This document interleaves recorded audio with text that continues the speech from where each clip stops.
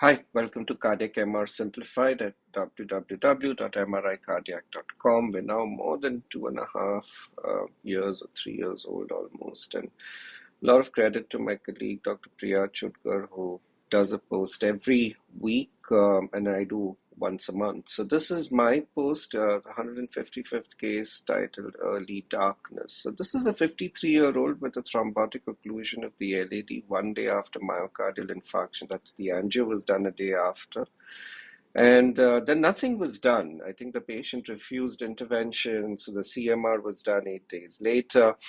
You see, there was an ejection fraction of 33%. We see akinesia of the septum and the anterior wall, midden apical.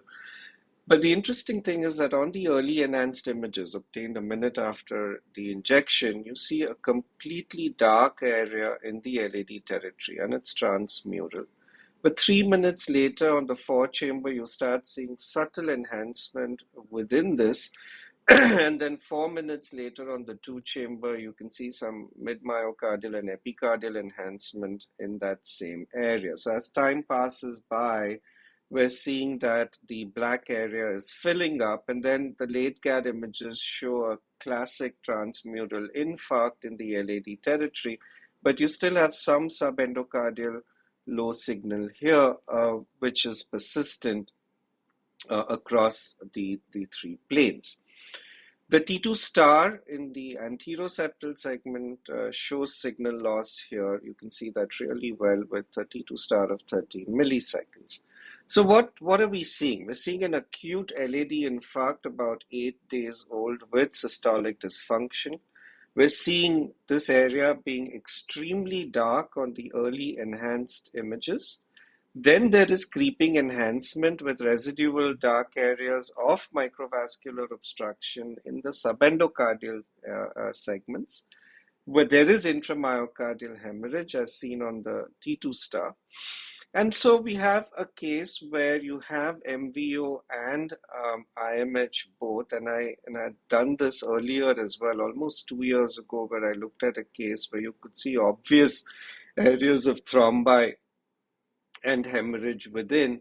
And if you go on the website, I've referenced another case that Priya had done a couple of years ago on the same subject. Now here you have a 56-year-old with an acute inferior wall MI. PAMI to dominant circumflex was done, I think, within a day or two. And then 2 days later, an MR was done. And you can see this akinesia of the inferior wall. It was a dominant circumflex. And if you see the early enhanced images, there's nothing on the 4-chamber, but on the 2-chamber, it's just completely dark. And if you're not used to this, and I'll come back to why sometimes this is an issue, you may not know what's going on. And then, slowly the enhancement starts occurring around the dark area. But if you see here, the late CAD images still show a significant amount of microvascular obstruction remaining. At this stage, we were doing T1s and not doing T2 star, and you can see the extensive signal drop on the native T1, which may either be because of deoxyhemoglobin or hemosiderin. And so that brings us to microvascular obstruction or no reflow. You'll see dark areas within the infarct segments, maybe intensely dark on the early enhanced images, which are the best images to pick up MVO. IMH is a subset of MVO. So, you won't really see IMH unless you're already seeing microvascular obstruction. So if you don't have microvascular obstruction, you're not going to see hemorrhage on these images. And you either need T1 or T2 star to pick up the hemosiderin.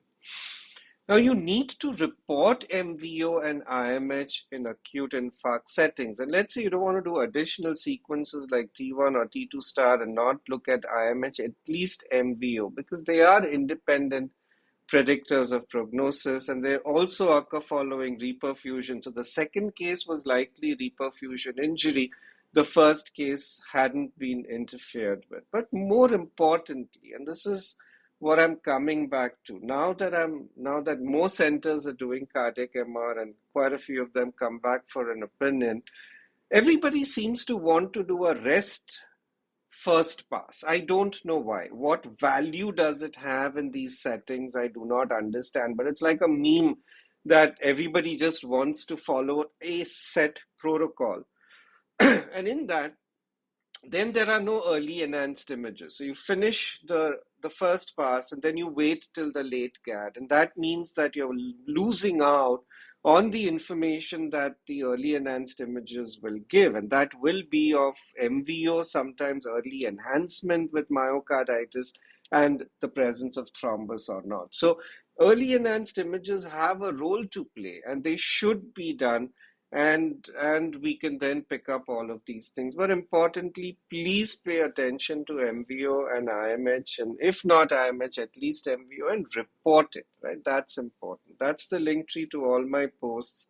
That's the book that started it all. That's my non-radiology book, The Atmaswast. It's available everywhere. Thank you so much for listening to me.